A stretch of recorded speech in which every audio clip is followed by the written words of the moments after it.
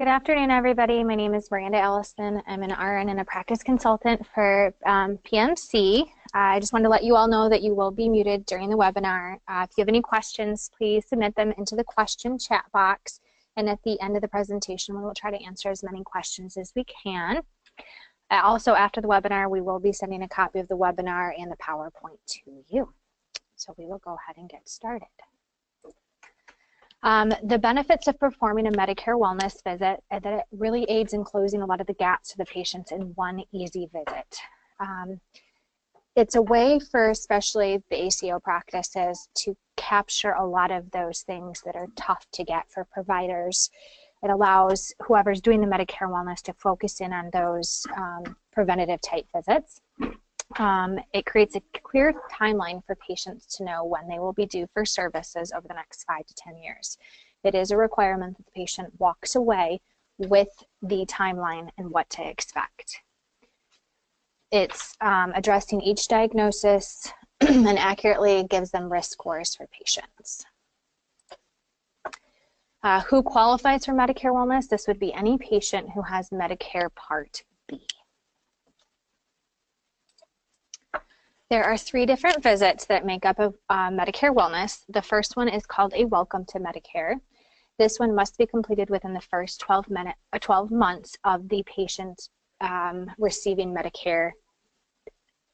The initial Medicare wellness would be if a beneficiary has never had the wellness visit before, but they're greater than 12 months out since they enrolled into Medicare.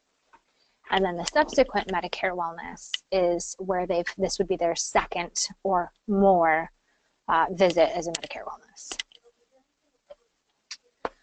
During a Medicare wellness visit, the types of things that are reviewed are the medical history, family history, medication review, tobacco, alcohol, illicit drug screening or counseling, depression screening, a mini COG assessment, a fall risk assessment, a vision screen, and a set of vitals.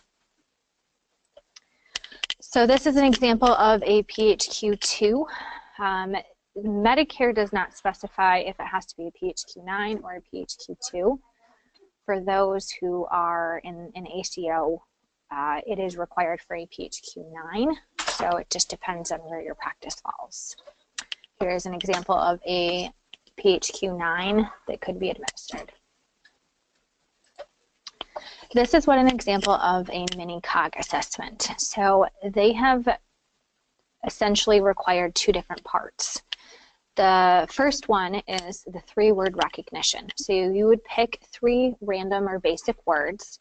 You would let the patient know what those ones are, and then you would ask them to do something else, whether it's draw a clock, or get them engaged in some other part where you're asking them questions.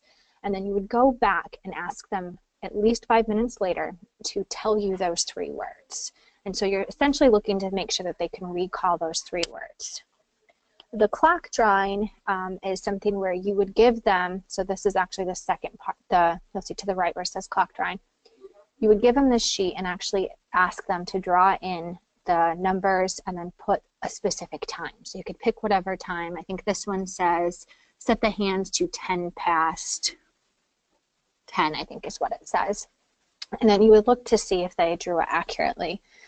Some things you might see is that if they are inaccurate would be that it is completely mirrorized or they are completely unable to put the hands on it.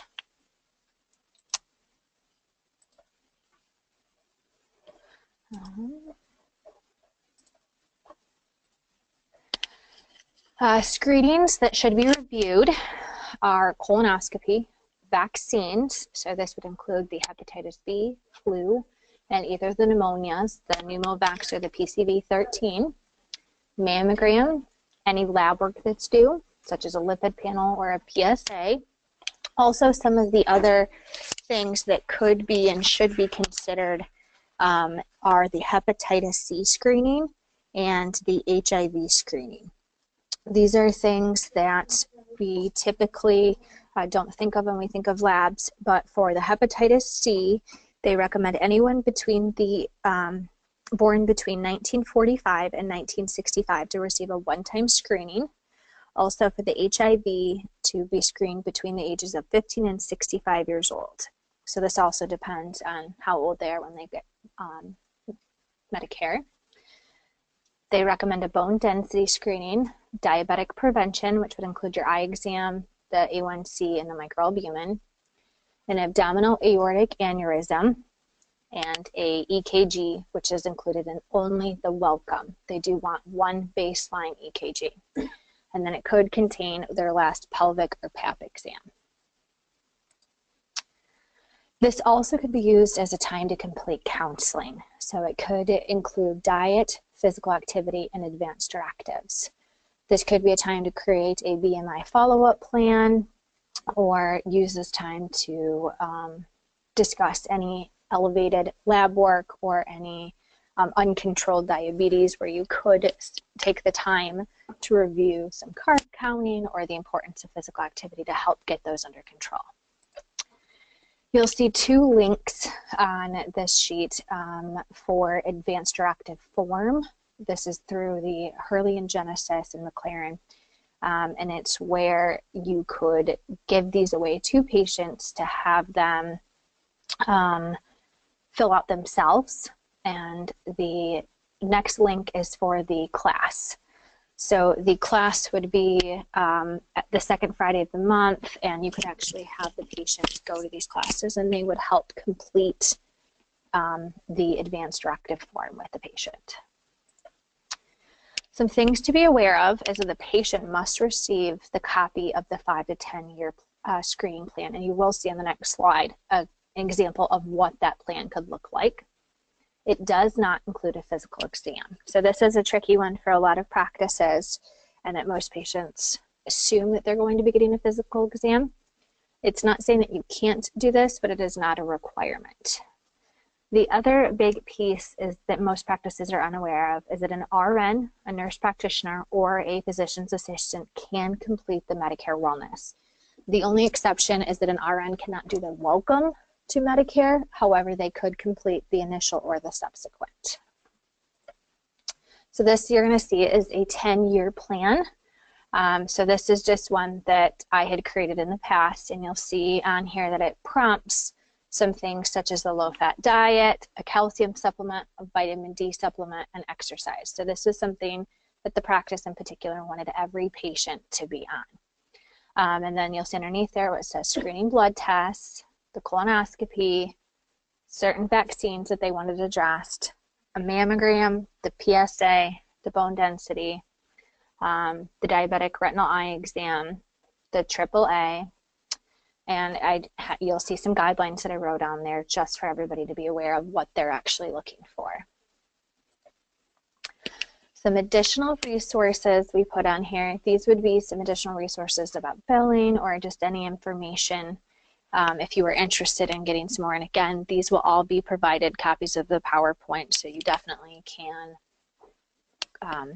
have these links, and it will be helpful if there's any questions you have that we aren't able to answer today.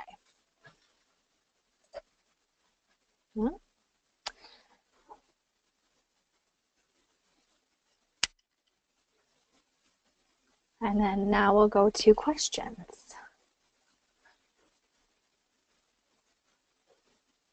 Hi, Miranda. This is Allison. Just chiming in. It looks like you have done such a good job of explaining this that we don't have any questions right now. So if you wanted to go ahead and wrap up, that would be fine. And then just a reminder to everybody at the end of the webinar today, we're going to have just a short survey. If there are future topics you'd like to hear about or any questions you think about after the fact, just go ahead and send those to us and we can follow up with you. Thanks.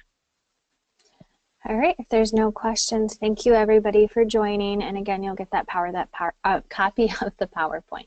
Thank you. And then also again, so just please make sure that you take the time to fill that out. That will help us with going forward, getting future ideas of future webinars to put on.